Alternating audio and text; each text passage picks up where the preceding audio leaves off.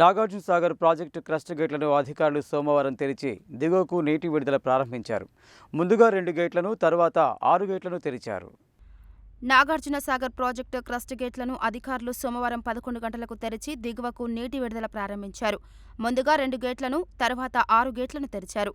సాయంత్రం కల్లా 14 గేట్లను 5 ఫీట్ల మేరకు ఎత్తి దిగువకు నీటిని విడుదల చేయాలని అధికారులు నిర్ణయించారు.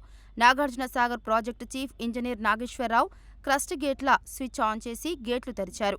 ఈ సందర్భంగా కృష్ణమ్మ తల్లికి పూజలు నిర్వహించారు.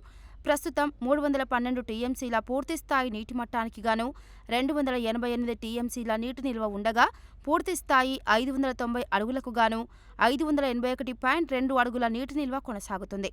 ఇన్ఫ్లో 3.75 లక్షలుగా ఉండగా, క్రస్ట్ గేట్ల ద్వారా సోమవారం 1,50,000 క్యూసెక్కుల నీటిని దిగువకు వదలనున్నారు. సాగర్ జలాశయం క్రస్ట్ గేట్లను ఎత్తి దిగువకు నీటి విడుదల చేస్తున్న నేపథ్యంలో కృష్ణానది పరివాహక ప్రాంతాల ప్రజలను, మత్స్యకారులను అప్రమత్తం చేశారు. దిగువన ఉన్న పులిచింతల, విజయవాడ బ్యారేజీకి కృష్ణానది పరవళ్లు కొనసాగుతున్నాయి.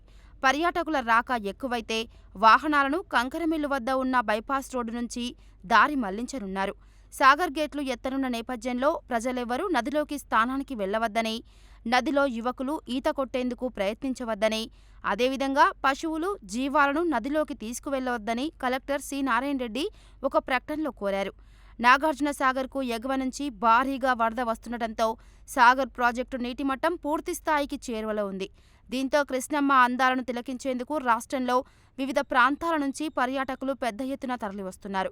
హిల్ కాలనీ, విజయ విహార్ వెనుక ఉన్న లాంచ్ స్టేషన్ నుంచి పర్యాటక శాఖ ఆధ్వర్యంలో 2 లాంచ్ ట్రిప్పులను జలాశయం మధ్యలో ఉన్న నాగార్జున కొండకు నడుపుతున్నారు. అంతేకాకుండా సాగర్లో ఉన్న పర్యాటక ప్రాంతాలైన అనుపు, ఎత్తిపోతల, బుద్ధవనం, కొత్త వంతెన తదితర ప్రాంతాలలో పర్యాటకుల సందడి నెలకొంది.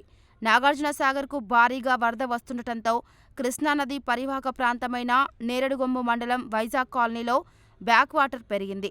ఈ నేపథ్యంలో వైజాగ్ కాలనీకి వచ్చే పర్యాటకులు అప్రమత్తంగా ఉండాలని, సాయంత్రం 5 గంటల తర్వాత కృష్ణానదిలోకి వెళ్లవద్దని పోలీస్, రెవెన్యూ శాఖ అధికారులు హెచ్చరికల బోర్డులు ఏర్పాటు చేశారు. విహారయాత్రకు వచ్చి ఈత రాకపోవడంతో కృష్ణానదిలో మునిగి ఏటా 10 మంది వరకు మృత్యువాత పడుతున్నారు. దీంతో అప్రమత్తమైన పోలీస్, రెవెన్యూ శాఖ అధికారులు వైజాగ్ కాలనీలో సీసీ కెమెరాలు, ప్రమాద హెచ్చరికల ఫ్లెక్సీలు ఏర్పాటు చేశారు.